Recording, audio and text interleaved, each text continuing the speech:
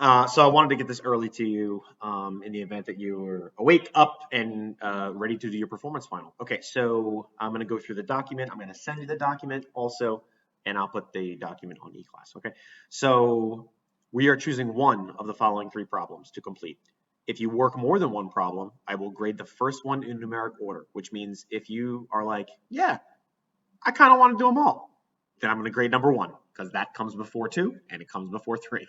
So don't do more than one problem. Please just do one. I'm not going to be in a position to give you extra credit for this. This is a straight up 5% grade. It's, I mean, if you do exactly what the question says and it's right and it's accurate and I can read it, legible, it's 100. If the work is correct but the answers are wrong, I'm taking points off. If you just give me an answer, it's 50, right? So just please make sure you do all the work, show all your work. It's one problem, okay?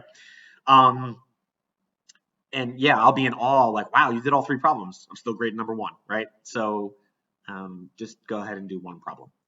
The first problem, comparing and contrasting functions. Okay, so we talked about a lot of different functions in this class.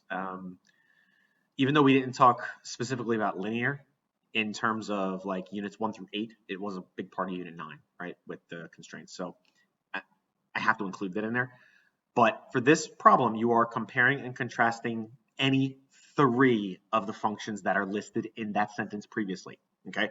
So 3 could be quadratic, polynomial, and rational. It could be quadratic, step, and linear. Just make sure that you are giving me a table that you create that identifies key characteristics of each type. And then within that table, you're going to do vocabulary terms. And please have a section for comparing and contrasting one from the other two, all three together, that type of thing. Okay, that's one problem. Problem number 2. Let me make this smaller. It's a circle problem. Okay.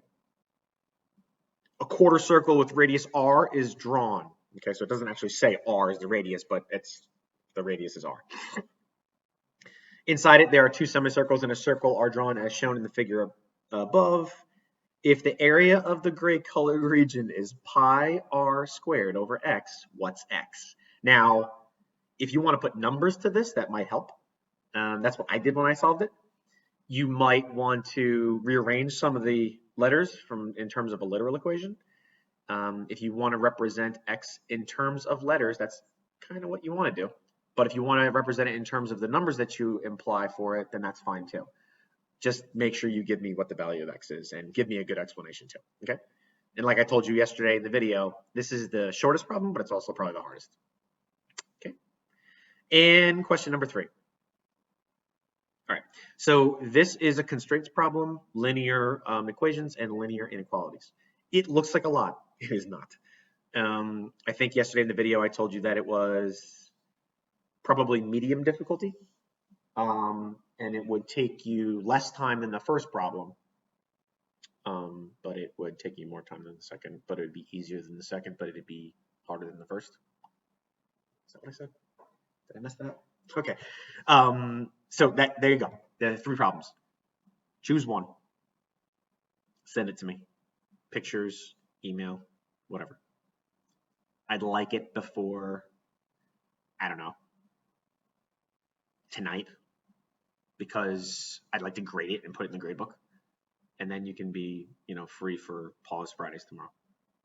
Okay. If you have any questions, let me know on Remind. I certainly will answer questions in terms of what you think I'm looking for. So, yeah. Bye. Good luck.